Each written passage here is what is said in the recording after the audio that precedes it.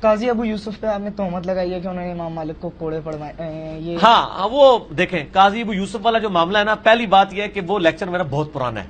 وہ جب وہ بیان ہو رہا تھا تو وہ میں نے ایک رو کے اندر ایک چیزیں بیان کی کہ یہ سرکمسٹانسز تھے، اس میں آگے پیچھے الفاظ ہو سکتے ہیں بات کے، وہ بات ٹھیک ہے. مجھے انڈیا سے بھی ایک بندے نے نا وہ ای میل میں نا وہ پیج بھیجا تھا کسی تاریخی کتاب کا، تو وہ کہہ رہا تھا کہ جی یہ تو کوڑے جو ہے قاضی ابو یوسف کے قاضی بننے سے بہت پہلے جو ہے وہ ابو جعفر نے لگوائے تھے. تو میں نے اس کو کہا کہ بالکل ٹھیک ہے لگوائے ہوں گے، لیکن ہمارا مقدمہ اپنی جگہ پھر بھی قائم ہے. اس کی وجہ یہ ہے، اس کی وجہ کو سمجھیں کہ ابو جعفر کے زمانے کے اندر اگر یہ فتویٰ آیا تھا، آدھی بات تو ہماری بالکل فٹ اینڈ بیٹھتی ہے نا کہ بھئی امام مالک کو کوڑے اس لیے لگے گئے ہیں کہ وہ جبری طلاق کے مخالف، جو فقہ حنفی کا مسئلہ آج تک ہے وہ ڈیفینڈ کر رہے ہیں. ٹھیک ہو گیا نا جی. تو ایسے قرآن کا بھی ایک اصول ہے، میں آپ کو بتا دوں. قرآن پاک میں کئی جگہ نا قوم عاد کے بارے میں آتا ہے کہ قوم عاد نے رسولوں کو جھٹلایا. اچھا نیچے تفسیر میں آتا ہے کہ جی قوم عاد کی طرف تو ایک رسول آیا تھا، تو رسولوں کو انہوں نے کہا، اس لیے رسولوں کا لفظ ہے کہ اوور آل سارے رسولوں کی تو دعوت یہی تھی نا، کہ میں ان کو تفسیر سے جواب دینے لگا. ٹھیک ہے، اگر میں نے کہہ دیا نا قاضی ابو یوسف نے کوڑے لگوائے تو کوئی غلط نہیں ہے، کیونکہ ان کا یہی موقف تھا. اور اگر انہوں نے نہیں بھی لگوائے، ان سے پہلے بھی لگے تو ان کو بھی موقع ملتا تو وہ ضرور لگواتے. بسم اللہ الرحمن الرحیم. السلام علیکم دوستو. آپ نے سنا ہوگا کہ ایک جھوٹ چھپانے کو 100 جھوٹ بولنے پڑتے ہیں. یہی کام مرزا جہلمی کر رہا ہے. امام ابو یوسف رحمۃ اللہ علیہ پر اس نے جھوٹ باندھا کہ امام مالک کے کاندھے توڑوائے. جب اسے معلوم ہوا کہ جھوٹ ہے تو اس جھوٹ پر قائم ہے اور مزید جھوٹ بول رہا ہے کہ جی ابو جعفر کے زمانے میں یہ فتویٰ آیا تھا. آپ کو کس نے بتایا کہ ابو جعفر کے زمانے میں فتویٰ آیا تھا؟ یہ بھی جھوٹ بول رہا ہے.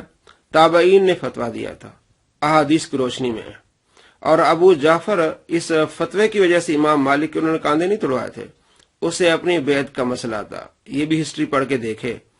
یعنی جھوٹ پر جھوٹ بولے جا رہا ہے. اور کیا جی رو میں نکل گیا تھا؟ رو میں نہیں نکلا. اس نے اس کے بعد اور کلپس بنائے جس میں اس کلپ کی تعریف کی ہے. بہرحال امام مالک کے شولڈر بھی تو یہ قاضی ابو یوسف نے توڑوا دیے تھے نا. میرا کلپ اتنا مشہور. جی آپ نے دیکھا اسی کلپ کی تعریف کر رہا ہے کہ وہ بڑا مشہور ہوا، بجائے یہ کہنے کہ مجھ سے جھوٹ ہوا، معافی مانگتا. دوسروں کو تو بڑی تبلیغیں کرتا ہے. جی اگر آپ کو معلوم ہو جائے کہ آپ غلط ہیں تو آپ معافی مانگ لیں، آپ سیدھی راہ پر آ جائیں. تو آپ کیوں نہیں سیدھی راہ پر آئے؟ آپ نے کیوں نہیں معذرت کی؟ آپ سرعام کہتے ہیں کہ مجھ سے جھوٹ نکلا، میں نے جھوٹ باندھا. اس جھوٹ کو چھپانے کے لیے قرآن پاک کا سہارا لے رہے ہیں غلط طریقے سے کہ جی تفسیر میں یہ آیا ہے. تو کیا صحابہ کرام علیہ رضوان کے زمانے میں جو اختلافات ہوئے، حضرت عباس رضی اللہ تعالیٰ عنہ حضرت علی رضی اللہ تعالیٰ عنہ کے درمیان جو اختلاف ہوئے، حضرت عباس نے سخت جملے حضرت علی کے بارے میں کہے رضی اللہ عنہ، تو کیا یہ کہا جائے گا کہ صحابہ کرام علیہ رضوان حضرت علی کو اس طرح کہتے تھے؟ نہیں، وہ ان کا آپس میں اختلاف تھا. اسی طرح ابو جعفر نے جو کیا یہ اس کا کام تھا. اس کو آپ امام قاضی ابو یوسف رحمۃ اللہ علیہ پر تھوپنا چاہتے ہیں. اور کیا کہہ رہے کہ اگر وہ ہوتے تو وہ بھی نعوذ باللہ من ذالک اس طرح کا عمل کرتے. کتنا بڑا جھوٹا مکار فراڈیا ہے. اماموں کے بارے میں اس طرح کی سوچ اس گھٹیا انسان کی ہو سکتی ہے.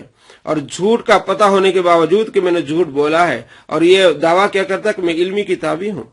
علمی کتابی اس طرح ہوتے ہیں کہ جب دوسرے بتائیں ان کو کہ تم نے جھوٹ بولا ہے، اور جھوٹ بولنے کے باوجود وہ اس کا اقرار بھی کرے لیکن معافی نہ مانگے. تو اس لیے میں کہتا ہوں اس صدی کا سب سے بڑا جھوٹا مکار فراڈیا ہے. امام مالک رحمۃ اللہ علیہ کو کوڑے امام ابو یوسف نے نہیں مروائے تھے، بلکہ ایک بیعت کا مسئلہ تھا ابو جعفر کا کہ اسے لوگ بیعت توڑ رہے تھے، اس لیے اس نے اس مسئلے کا سہارا لے کے امام مالک رحمۃ اللہ علیہ کے ساتھ زیادتی کی. اور ہم مانتے ہیں کہ زیادتی ہوئی.